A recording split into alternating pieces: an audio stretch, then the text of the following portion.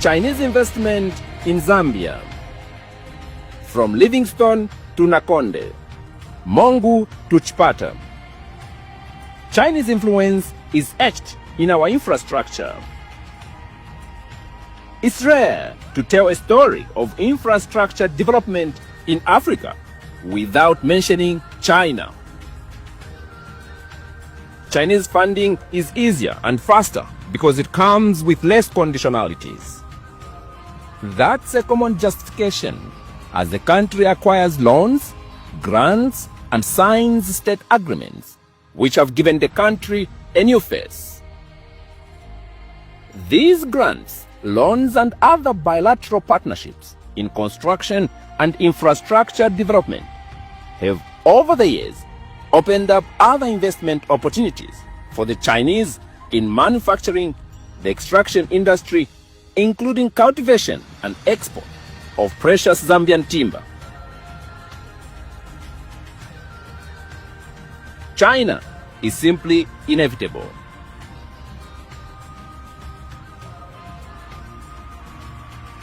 As infrastructure grew, so did cultural presence.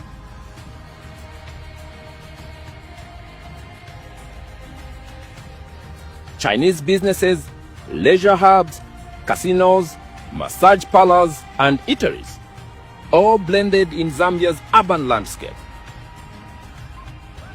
China has invested a lot in Zambia. The mining industry, we have major mines operating in Zambia. In terms of processing, China is also very big at that. We've also seen China invest in the manufacturing sector, the construction sector. Houses as we know them were not going to be possible without Chinese businesses. With a boom in infrastructure facelift for the copper-producing nation, Beijing continued to record a huge return on investment. The country's infrastructure is on a steady growth. The earth underground continues to vibrate as mines extract copper and other minerals for export, which is Zambia's main forex earner. On the surface, everything seems fine. But beneath the paved roads, infrastructure, and massive investments in the mining sector lies a troubling reality, a ripple of scandals and tragedies. What happens when promised prosperity comes with hidden costs?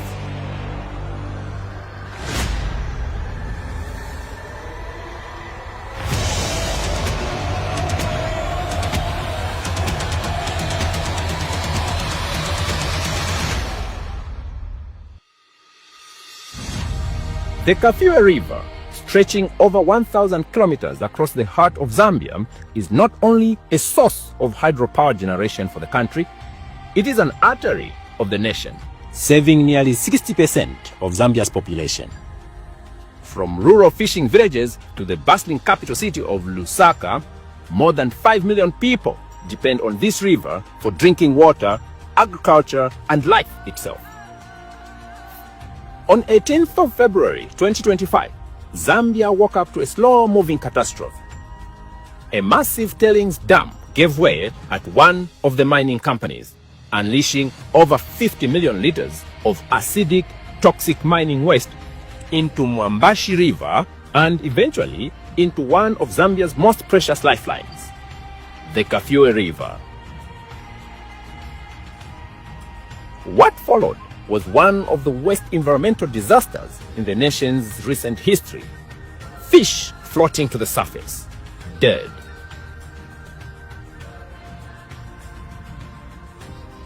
Livelihoods collapsed overnight. Crops shriveled. Abantu bulimi nabonaika. Tabakalime muri biri muri aya mabala. Ico ningalomba ko kubuteko cyakutila. Bafile batupela kwa malayi mutu waisayitira mu mabalomu.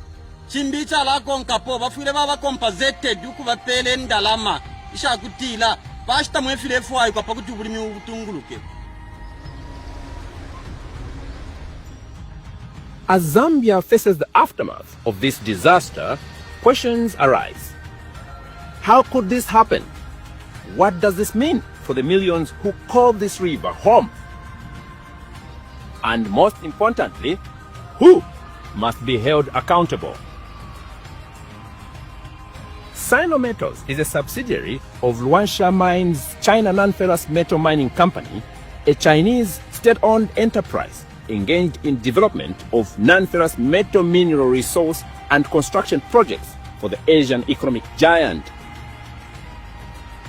We are in Kalulushi, on the Copperbelt province of Zambia. We take a drive to the scene of the accident as the company corporate affairs official explains how it all happened. This tailings dam is basically where the incident started from.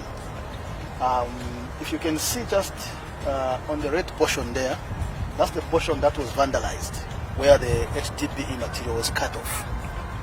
And the period that was happening, if you remember, we had quite some heavy rain between January and February. And the cutting of the HDPE material compromised the strength of the dam. This is a dam on its own, right? There's another dam there. But then, because there's a wall in between, when the wall is weakened, it collapses. It affects the next one. The flow goes into the next one. Right. But then they have a design capacity. Right. Okay? So the next dam could not hold the flow from this one. So it also got weakened.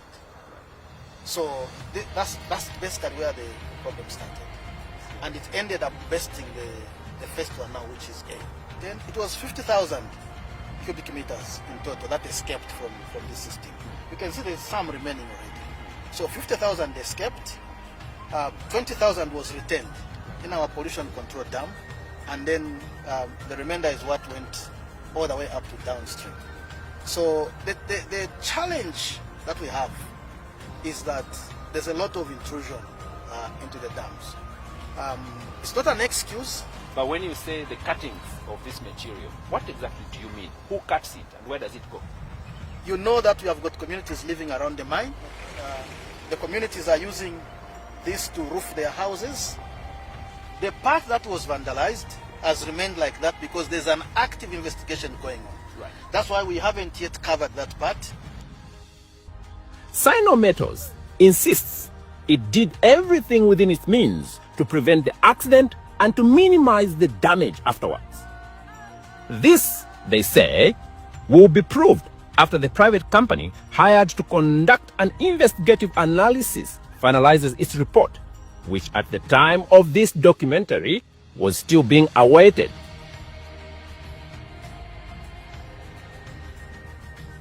In a rare gesture of transparency, Sino Metals accepts our request for an exclusive interview with the highest-ranking official, the company chairman.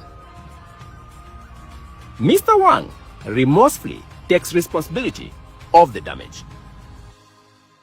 So far, what we know,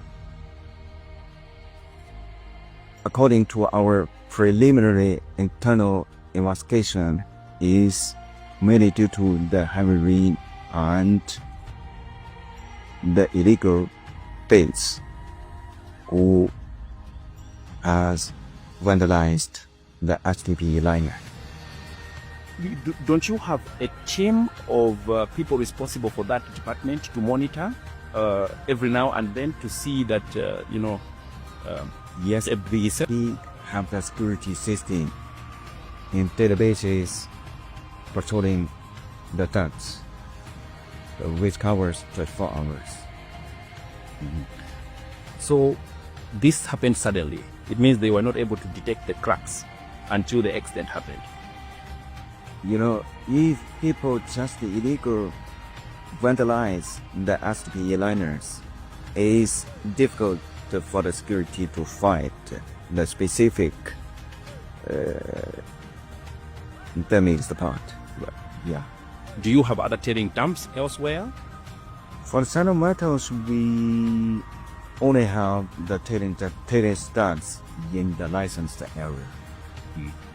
So you don't have anywhere else, the tailing dump? Yeah, It's just here. yeah. Out of our licensed areas, we can have. Do you also buy some of this material from maybe freelancers, other people who mine elsewhere, and then they bring it for you to buy the concentrate which you smelt, or everything that you process is produced by China and non-ferrous? Yes, we are buying the outside material from outside, but just a few part of it. Okay. And these people who are selling to you, the freelancers or the suppliers, are they also licensed, or you are not involved in where they get this? According to my knowledge, they are licensed. Right. What specific assurance have you given to the government about what you are doing in this particular? As you are aware, after the occurrence of the incident, by following the guidance from the government, first of all, for us is to conduct an environmental impact assessment. And also the Ministry of Agriculture, Ministry of the Fishery and Livestock also conducted,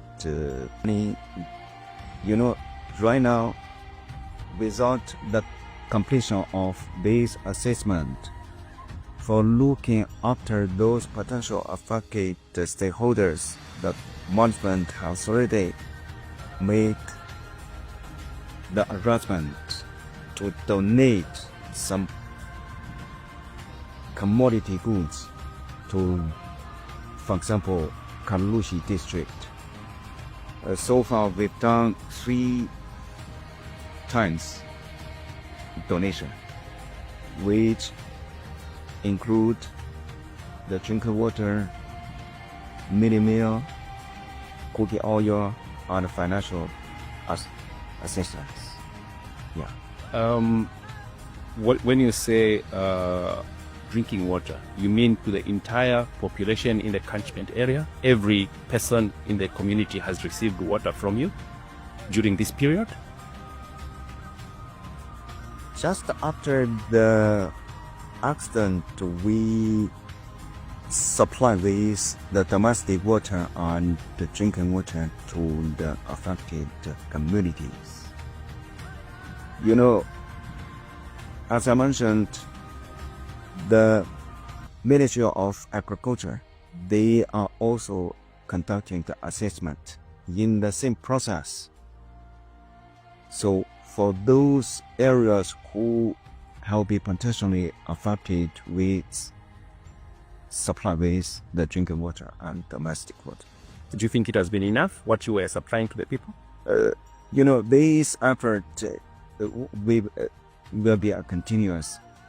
And you also said some money as well. Yeah, financial assistance. What kind of assistance is this, and who were you targeting in giving this assistance? Was it the people directly, the local government, the council? How were you doing it? Yeah, first time we hand over to the government authorities. The third time we just distribute the financial assistance directly to the residents. Okay.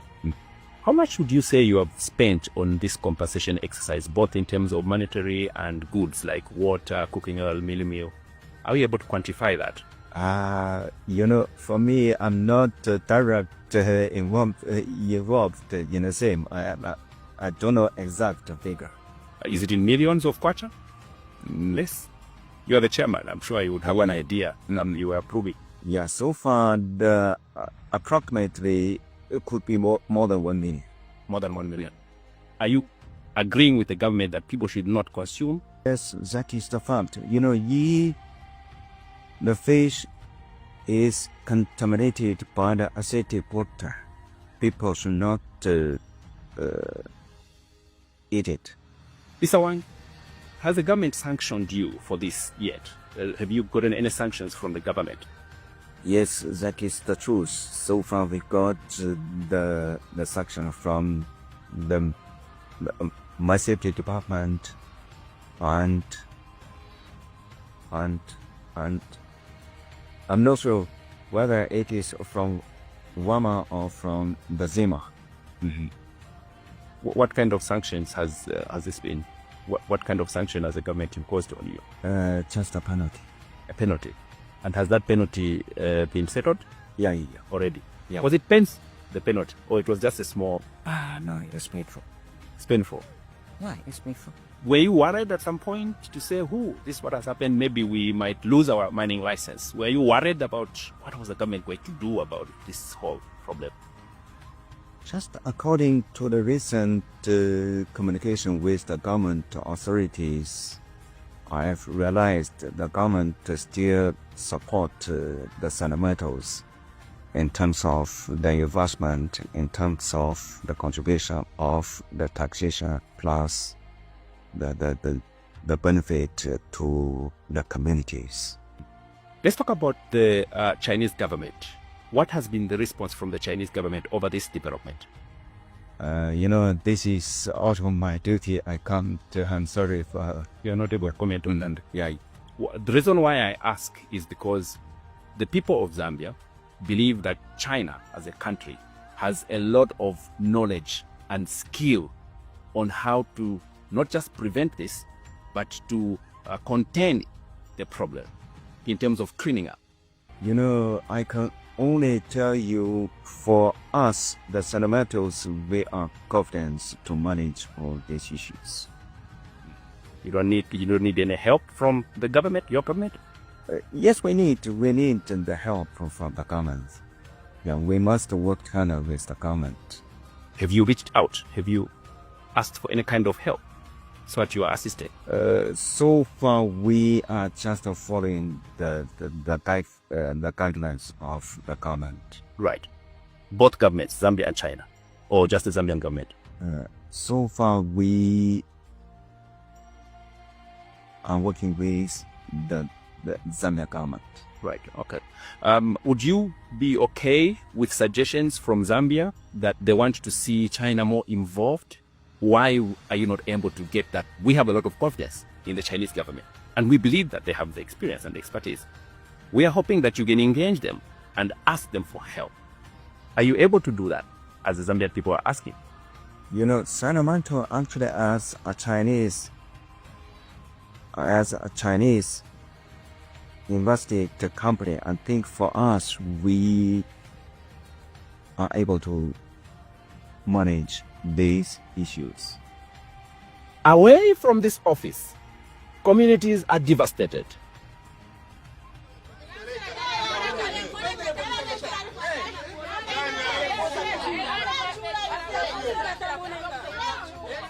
Bantu yali minista ya kukumikisha abantu ya bulokwisha buno finshi fide kitika kusamona fye acid nayo na ulaisa binalifwa abantu baise twabongwangu batu kutukira baisa ndati mumana uli contaminated muli poison muli acid sabili onse lifire mukamana mwirya muleke fye fibola ifo fine fiona ike. According to experts, the damage caused by Sinometal's accident is not only limited to the water, but the soil as well, because acid percolates into the ground, leaving a longer-term impact on agricultural activities along the banks of the affected water bodies. Baposa acid muri mwambashi. Kuli maini mukalushi bali isala na lemo na Mairopa TV. Na bena kuli ababika mukamanaka nono. Helo aisi yaisa ingira mu mwambashi. Mwambashi yatwala kukafuwe. So kuli amabala yaba nesu kuli abali mupepi na ifu kuli. Oko tuika la ifu. Mabala nayo onaika. Takwa bogu nwamensi mufishima. Fia nifili mupepi na umana fia uma. Aka letwale yako notu sabitu mzenga tulia. Ino nsata kwa aba. Tauti ati muzanga aga sabi. Shose fia alifa kuli asidi. So tuli mbuwafi yeki nechi nefi. Sishive ubuteko inga kutuba tuwafilisha nchilachi. Kuli onamu mwanaka ya mabala yonsi. Efe ya ona ika mabala ya batu. Kuli ubuwafi ya mwana wandi. Tatuishive oko tukekala ni kwezi. Pantu kuno. Aba wonsa aba onika mabala. It will take 10 to 15 years. Kwa buloku byala nangu chimu. Ngaba byala chigoma. Noma ngaba pera 50,000. Ikaba fisha muri 10 years baleli. Kafue River, the lifeline of Zambia, now poisoned. As you watch this documentary, the investigation into the dam accident has not even been concluded. And yet, a new report of another contamination has just been released. The Kafue River waters are now changing color. But the government is not in a position to reveal the company that is responsible. Away from official Chinese state-owned corporations is a list of other private investors cited for disregarding environmental regulations. These have a way of getting around laws and state regulations to secure their interests. Even when deported, they always find their way back. Avocado Mining Limited. Apart from the fact that it is difficult to locate this mine because there is no signage pointing to its address, there are three key problems with this investment. Defiance is number one. It was established that a company by the name of Avocado Mining Limited has been discharging these fumes within Kalulushi district without approval from the Zambia Environmental Management Agency. The House may wish to know that Avocado Mining Limited is a holder of a mineral processing license granted in 2019 and valid until 2034. Further, the Ministry of Mines and Minerals Development established that Zambia Environmental Management Agency cited Avocado Mining Limited on 31st October 2024 for a number of environmental breaches. Madam Speaker, the major breaches that the Zambia Environmental Management Agency cited the company for are as follows. A, implementing a project for which an environmental impact assessment is required without conducting the actual environmental impact assessment. And B, discharging a contaminant into the environment without an emission license. Madam Speaker, on the 4th of November 2024, ZEMA further issued a compliance order directing Avocado Mining Limited to cease all operations until further notice by ZEMA. In addition, on 8th November 2024, the Mine Safety Department suspended operations of the same company as it did not have a qualified appointed manager. Madam Speaker, as I deliver this statement, the operations at Avocado Mining Limited remain suspended until the breaches cited by the two institutions, namely ZEMA and Mine Safety Department, have been attended to. But the Chinese company did not stop. Minister, ZEMA had first written to Avocado Mining last year on the 4th of December 2023. I have a letter with myself, and they did not comply. On the 14th of October, ZEMA had rewritten to Avocado Mining, and they still did not comply. As I speak, I left the constituency on a Sunday, and the emissions were there. Minister, these mining companies are remitting their emissions and their waste in the streams. As we're speaking, we've had a lot of patients at Kalulushi General Hospital who have been affected by these emissions from last year. So, Minister, could it be that money has exchanged hands with those Chinese? That's why they're failing to close up the plant in question. The pollution had a severe impact on the health and livelihoods of the community, with cases of respiratory illnesses, including 11 pupils at Chavuma Secondary School collapsing from a sulfur dioxide leak. While the minister insists, on one hand, that the government has shut down operations at Avocado Mine, his mining cadastre department has only recently approved the renewal of mining license for Avocado Mine. One hand of the government is suspending while the other is renewing. This is the second problem. But there is a much bigger problem with this company: the investor himself.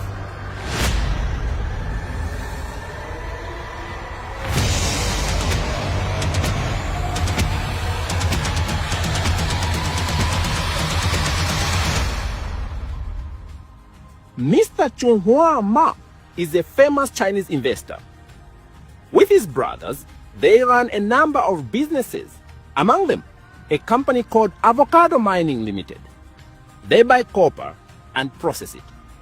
But as revealed by the government, they do this business illegally while flouting environmental laws.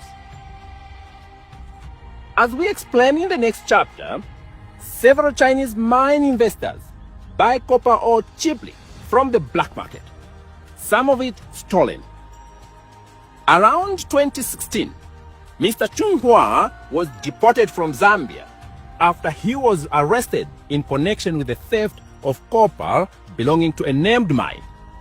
The circumstances surrounding his return to Zambia around 2019 are not clear, as the government record on this case have allegedly been expunged. How he had his deportation case overturned remains a mystery. But there is more to Mr. Chung Hua. In 2021, a truck ferrying copper for export was intercepted by criminals and the contents stolen. Records show that the copper was moved back to the copper belt within Kalulushi town at a yard belonging to Mr. Chung Hua. This led to Mr. Chung Hua's arrest and second deportation. But this was not for long. Mr. Chung Hua knew his way around Zambia. Soon after the new government took office, Mr. Chung Hua bounced back. As a matter of fact, he is seeking a permanent residence. But who do they sell this copper to? Chung Hua is elusive. But in this exclusive interview, his brother explains how the man who was arrested, deported in connection with copper theft, returned to Zambia to continue with his business. Hello, how are you? Okay, good. Fine. Am I speaking to Mr. Jumping? Yes. Oh, okay. My name is Joseph. Yes. I'm a journalist from News Diggers, and I'm doing an investigation regarding the avocado mining and the closure by the government. I wanted to find out if I can talk to you about this. Okay. Yes, sir. I wanted to find out. I see that you actually applied for a mining license again in 2024, and it was approved. Yesterday, the minister was announcing the cancellation of avocado mining activities in Kalulushi on the basis that you are not following ZEMA rules and guidelines. What is your comment on that? Oh, okay. But for this one, I need to tell the operation manager to explain to me. Okay. Yeah. So may I tell someone my manager to call you? Mm-hmm. You know it better. Okay, but you are the yes. you are the boss, you are the shareholder. So would you be able to explain if indeed you are involved in smelting of copper on the copper belt? Yes, we are. But do you have a permit for that? Yeah, we have that before. That's why we need to extend it to renew it. But then they are saying that you are doing that against ZEMA regulations because you are polluting the environment. No, we didn't do that. So are you aware that the government cancelled your activities yesterday? No, I don't know. You're the first one told me. My guys didn't tell me. Maybe they know it, but no one told me. I see that you are partners with Mr. Ma in the business. Yes. And yes. Mr. Ma was deported from Zambia twice, actually. He is back in the country. This government has renewed his entry.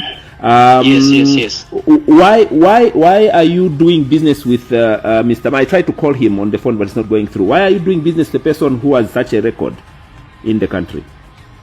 Oh, you know, for partnership, we didn't consider what he did before. Mm-hmm.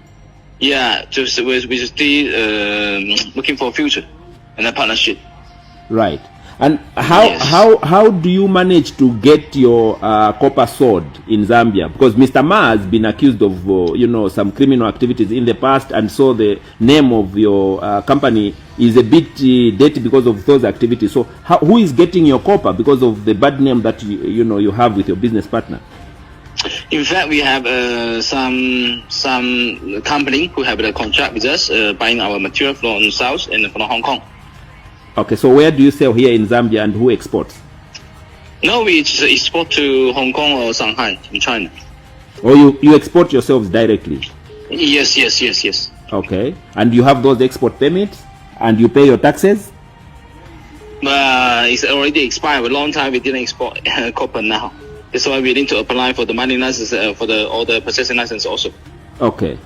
Is it true? Some people say that you mostly pay politicians in order to get your way around your businesses, and sometimes you even pay ministers in order to get around this. For example, a person has been deported twice and then comes back into the country. How is that possible without, corrupting someone, without paying a bribe? No, we didn't do that. We just following the law, and we appeal from our right. We have the right to appeal for what happened before. Right. To prove we are not a criminal. Okay. Yes, we are also only the businessmen who want to doing the business here in Zambia. Would you say that there are no other activities that you are doing apart from mining? No, we are the only smelting and mining also, only. That's all, okay. What about at the bank? I hear from my sources that you are actually depositing huge amounts of money and exporting that money back to China. Those amounts of money that you are depositing, where is the money coming from? Is it coming from your mining activities, or where is the money coming from that you are depositing in your bank accounts? No, in fact, we're doing some trading business for copper before. We are buying material also here, mining here, we smelt here.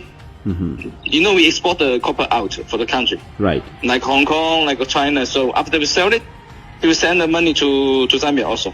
Then we continue to send money to return our business. Right. Yeah. I was asking specifically for the money. When you deposit money, for example, in your accounts here, is it money from the sale of the minerals that you mine, or where does this money come from? Deposit? I mean, like when you go and deposit the money in your account and then the money goes to China, where does this money come from? Because you are mining here, so the money has to be coming to Zambia for mining, but the money is coming from Zambia going to China. Yes, I'm from Hong Kong. When we sell material or some investor, we are still continue construction, more extend our company also. We only have a small smelter before. We smell the copper blister before, but we stop it because this business is a bit difficult. So we decide to extend to smell the copper concentrate. Right. And tell me, we just finished the project I think a few months ago. Correct. Tell me about the Zambians that you work with. There is a trend that while you own the business, you are the owner of the business as a shareholder. The records elsewhere, maybe in your transactions at the bank, you always put Zambians in front while you are in the background and you are not seen. Is that deliberate? I don't know about that. Okay. It's my partner who doing that. I see. Okay. Yeah. Mr. Ma know it better. My brother. Oh, Mr. Ma is your brother? Yes, he's my brother. He knows it better. A press query is sent to the Ministry of Home Affairs seeking an explanation for the return of Mr. Chung Hua, who had been deported twice on criminal-related charges. The government is unfazed. The ministry says Mr. Chung Hua has the right to appeal any punishment slapped on him by the government in the past.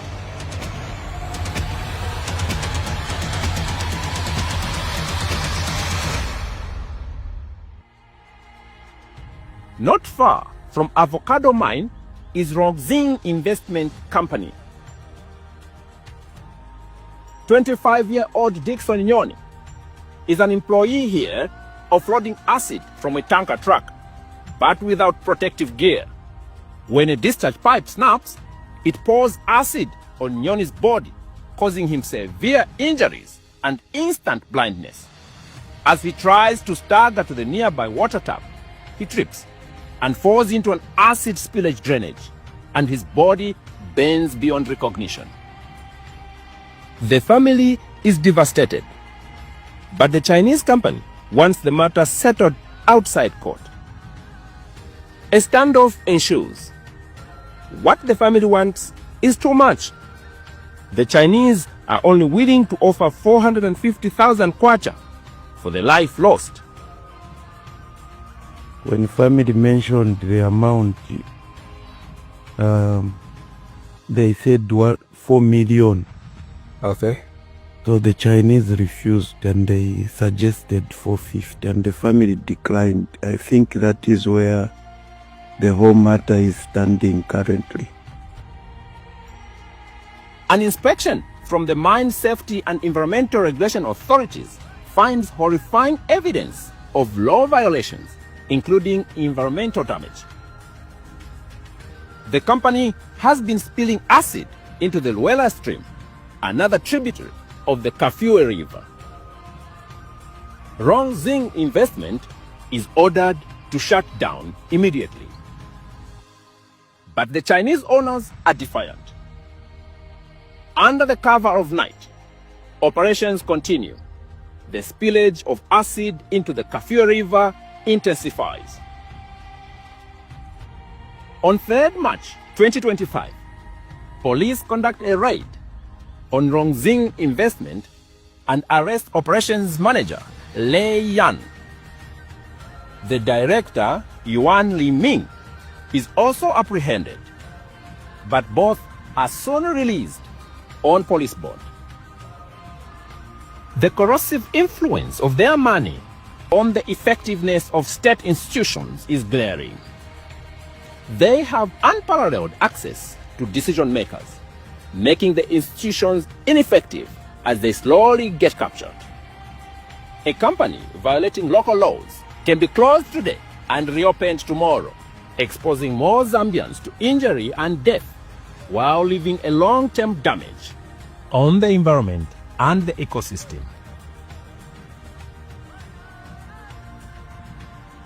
In the heart of Zambia's copper belt, the town of Chingola is known for its rich copper deposits. But beneath its wealth lies a dark, deadly secret. Here, illegal mining, fueled by the greed of foreign businesses, mostly Chinese, and the desperation of local miners, has turned this once thriving community into a valley of death. This is the story of Chingola's black copper, a tale of exploitation, death, and the unending pursuit for profit.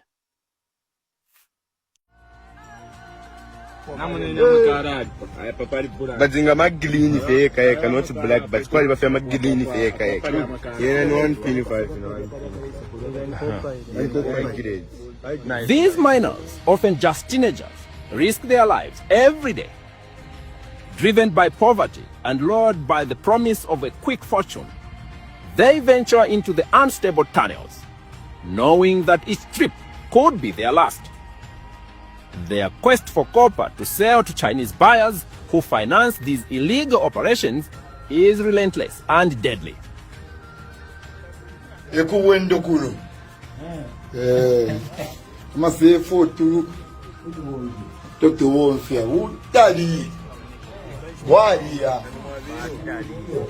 Waria tata pare tumuna panyapa baka kwa masaka pare poni ekuwendoku ekuwendo chacha para pele página uma paranista musangi página ngeni yoro ni joro panji kule yafe na mtamustangire kule yafe wari vendrai yo namone kai ndrai so faramu katocha twari pali aretima arefunya igirezi na nogirezi yo kana west nishipadatara Afrika. This is Chiwempala, a densely populated township where illegally mined copper is stockpiled in houses, sold to Chinese, and processed just in the backyard.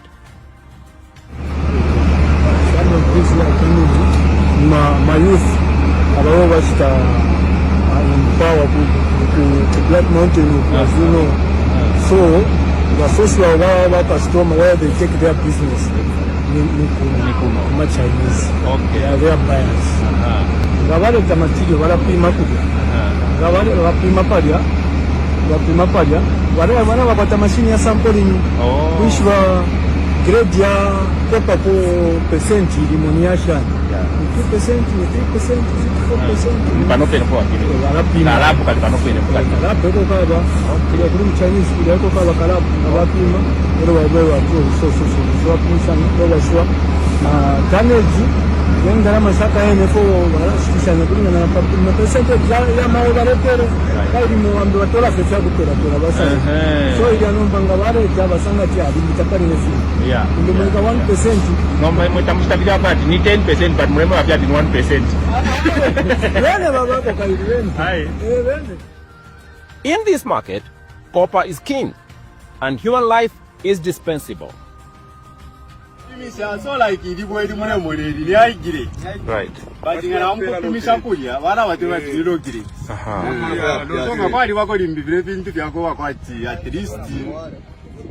Government. Could you go to the Pimishako? Then Pakutola Kuma Chinese. Right, right. So ngawaya panshi kwikala po how long before taulafuma? Na wanu ikira kumana.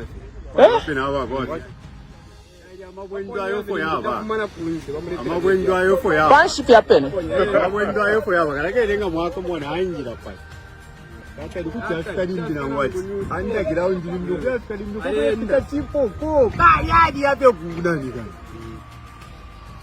The Chinese businessmen at the center of this trade remain unfazed by the human cost.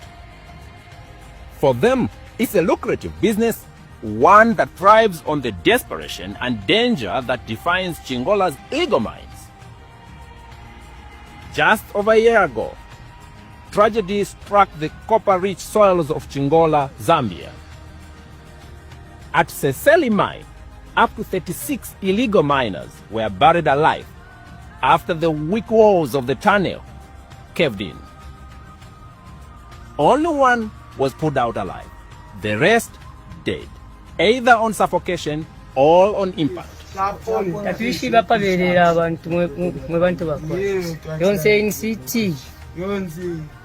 Ingesa nikayonse in city. Waisha. Sawe mwini wa makayonse nga na usuminishe miao kulala muno leka chimu wa vilo ufayo gobe. Amen. Ino kabila kwandi kwa kubanefi busa na kabili kunse. Amen. Elo chichi chitikana chitufinina. Amen. Maka Yesu twakwanishe. Amen. Twalomba te okutwalira kuchito buchingo bobe mu bana bobe abalere muri shimishiri. Amen. Ababali apanga bali 9 nangu 13 lesa twatira bafise mu mapindo y'abangeri bobe abankondo. Amen. Takuli ubwanga bonse nangule ekibambe kyonse nangule ekisoka kyonse kyalamine shimyo. Amen. Natila lesa wandi wala chipoka appetite. Amen. Mwishina ili akwa Yesu Kristo. Ngabuchenje shwa muntu nselesa lekenya lwe na imwe bamushiro. Lesa mwe bashira la paba na benitwala ile ino kutala liko 10 mandupwa. Wewe fibusa filmu wenchende tukumuneni filamba vya kumutima. Tukumuneni filamba vya kumupashpash tungatwailo kula lumanyeshina lyenu. Tukostelesheni mwe shikolo. Kristo Yesu tamwakatushe fweka mwatirenka laba na imwe. Amen. Ile ronse mkalapita mtia mana male sa mwatirenka laba na imwe. Amen. Eko foyo wewe mfumo ubutwailo kuchikama iwe sonne. Amen. Natila shina daweli china ni kwa parishimio abafada. Amen. Lesta wewe wetyo waba. Kristo mfumo ya shamfumo. Lesta tuwali watemenwa masibusa Yesu. Lelo na uchizuminisha. Let your will be done, O God. Lekati ofoye wewe utwailo kuchikama mwelesa. Mwishina ya materia kwa Yesu Kristo. When death occurs, fingers point at everyone else but the profiteers. So the story goes that only the Zambian figurehead takes the fall. Just like KCM transacts with Trafigura and London Metal Exchange engagement, so is the Senseli transactions. Senseli is owned by Zambian people. Among them is Mr. Shimba, and the other one is Mr. Mkai. And they own these licenses long before UPND came in place. It is them now who have engaged the Zambian youths in Chingola, working in collaboration with the Chinese who have got the equipment and the trucks to be selling to them. And that is how you see now those things moving there. But so, it's a narrative that you really have to understand. And these people have mentioned, they are there. So when you go into the Senseli, the scooping and everything, it is happening in a legal way. However, it needs to be done better in a safe environment, devoid of child labor, among many other things. This perception that media have and everything to say, as long as you are minister or MP, you are part of the illegality that is happening. When there is criminality, my hands are clean. I will never send anyone's child to go underground and risk their lives. But me as a member of parliament, I want to continue even to have community engagements, to continue to talk to them about the dangers of going into those rat holes or self-made tunnels where we lost life. A query to the Zambia Environmental Management Authority yields no response after months of persistent follow-ups. But of course, off the record, sources reveal that the copper processing operations in Chiwempala are illegal. This is Brickfield Primary School, a government learning center located in Kalino area of Chingola constituency, where Commerce Minister Chipoka Mlenga is MP.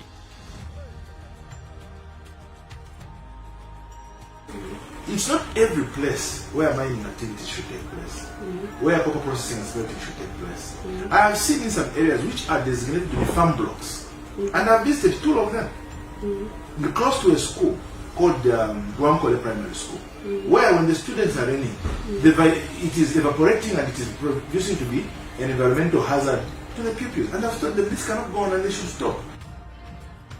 The school had to be closed and pupils sent back because of the fumes of toxic dust and smoke emanating from the nearby mining activities by a Chinese investor.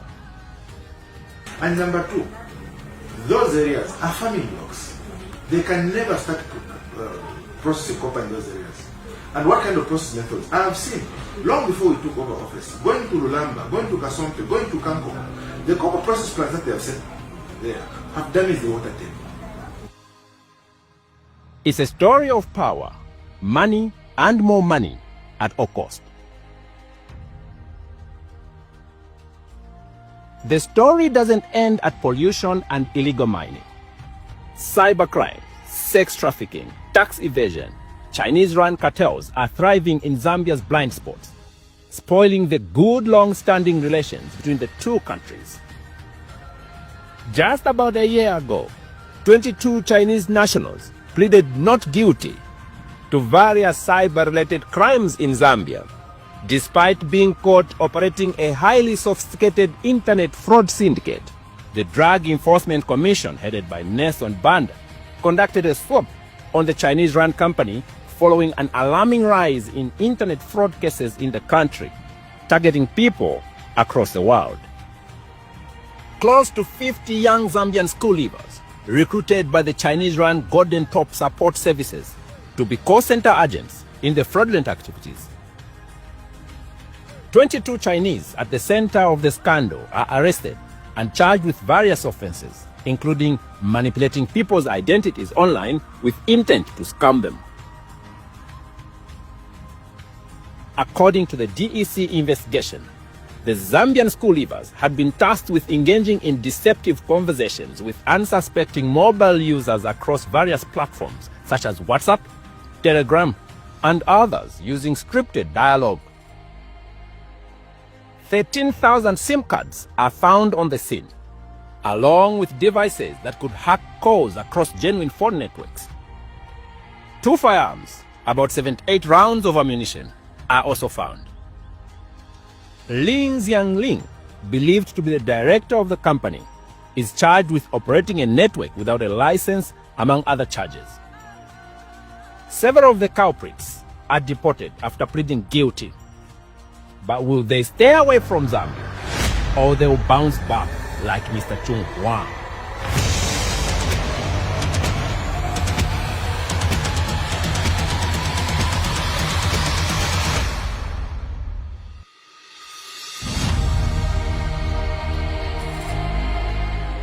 What started as whispers turned into cries for help.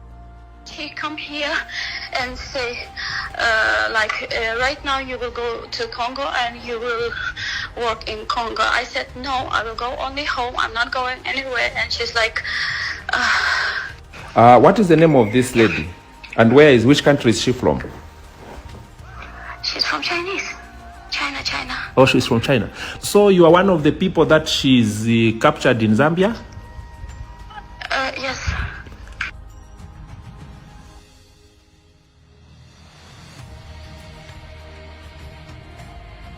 Soon after the new government comes into power, an undercover investigation reveals a sex trafficking syndicate run by Chinese and Vietnamese nationals.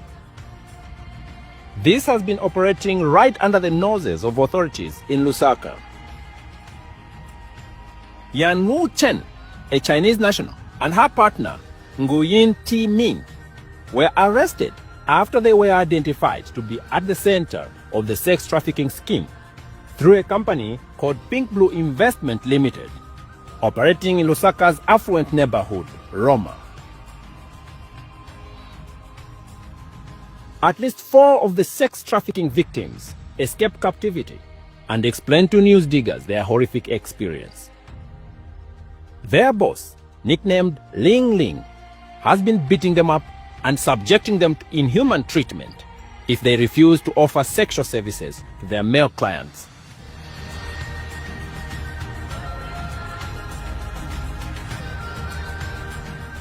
Ling Ling has been holding on to their passports to prevent them from leaving the country. You today so I don't go visa, so don't go visa okay, good don't go working. You know, I treat you like this one, okay, like high going, look at the look going, this one, oh, okay. Okay, I just come give you visa, this one you look good. The court is all happy. You call police. Immediately, money, take it, you understand? Okay, you call police. Are you? My brother, Zambia can seem fair. Okay, no problem. No. I call police. What are you doing? You need to give me money. Call police. You call me, say some coming here. Give me money. Call? No. It's too much sitting here. No, listen to me. What are you no. talking about? What is it? Your money, you want to give me. This one mine. You must no. You call this one coming here. Even if this one house giving me money. Okay. Even the teaching giving me money. What are you talking about? What are you talking about right now? Do it, please. What are you talking about right now? Don't take giving me money. Look, get out. What you want? What you want? 他今天不给钱，不给房间费用，不给老子鸡巴钱，今天晚上给老子滚出去！这老子来这一套。Okay. A year passes by. Nothing is heard from the story. Another year later, the Zambian Immigration Department with the Drug Enforcement Agency apprehends 13 Chinese nationals, 2 Vietnamese, and 2 Zambian drivers for engaging in commercial sex activities with some named casinos. Among the arrested, 36-year-old Chinese national Lai Aoping. Lai is also the masterminder in the internet fraud syndicate operated by Golden Top Support Services. Different crimes, same faces. Should the Zambian government be tolerant and forgiving to those who are arrested and deported for engaging in criminal activities? Who is benefiting and protecting the bad investor? Where does the money go? How does it leave Zambia? For News Diggers, I'm Joseph Mwenda.